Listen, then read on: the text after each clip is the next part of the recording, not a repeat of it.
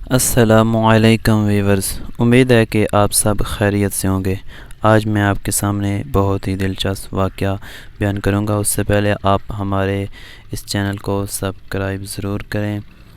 کفن چور کا عبرت ناک واقعہ۔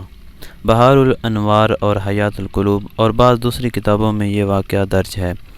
قدیم زمانے میں ایک شخص قبر کھود کر مردوں کا کفن چوری کرتا تھا۔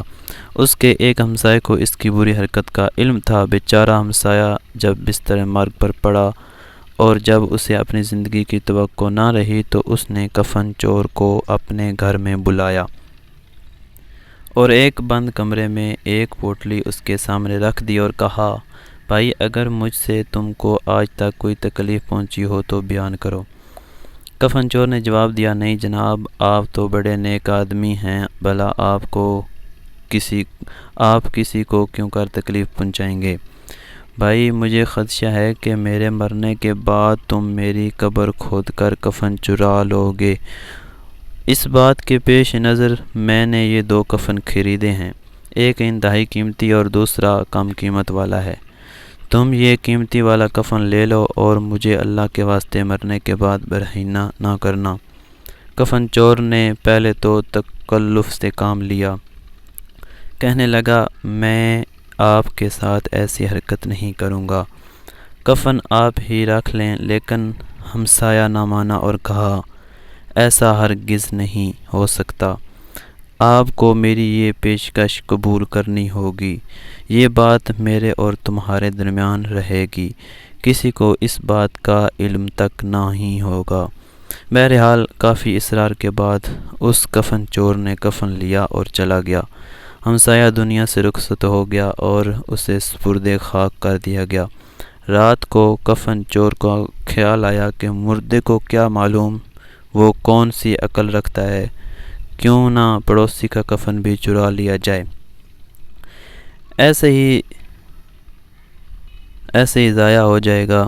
کفن چور نے حسب معمول ہمسائے کی قبر کھودی اور اسے برہنہ کرنا چاہا تو یک میت سے رونے کی آوازیں آنے لگیں، مجھے برہنہ مت کرو، مجھے برہنہ مت کرو۔ یہ جملہ کفن چور کے دل پہ راسخ ہو گیا اور خوف خدا سے لرزنے لگا۔ قبر سے فوراً باہر آ گیا۔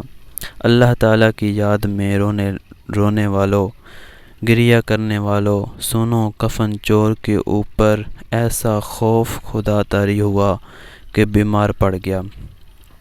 مجھے سمجھ گیا یہ خوف مجھے مار ڈالے گا۔ اپنے بیٹے کو وصیت کی کہ میں تمہاری خاطر بہت بڑی زحمتیں اٹھائیں، اب تم سے ایک خواہش ہے، میری وصیت ہے کہ میرے مرنے کے بعد مجھے سپرد خاک مت کرنا، بلکہ میری لاش کو ایک صحرا میں لے جانا، نذر آتش کر دینا، آدھی راکھ کو دریا میں اور نصف دیگر کو صحرا میں بکھیر دینا۔ میں بڑا گنہگار بندہ ہوں، میں مسلمانوں کے قبرستان میں دفن ہونے کی لیاقت نہیں رکھتا۔ جب کفن چور مر گیا اور اس کی وصیت پر عمل کیا گیا تو اللہ کی طرف سے اس سے نظر کیے جانے کا حکم ہوا، اسے نظر کیا گیا۔ نظر آئی، اے بندہ، تو نے یہ کیسی وصیت کی؟ عرض کیا، خدایا، تو شاید ہے کہ خوف خدا کی وجہ سے ایسا گیا۔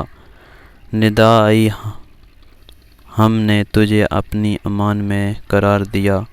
جو کوئی خدا سے ڈر گیا، خدا اسے اپنی پناہ میں لے لیتا ہے۔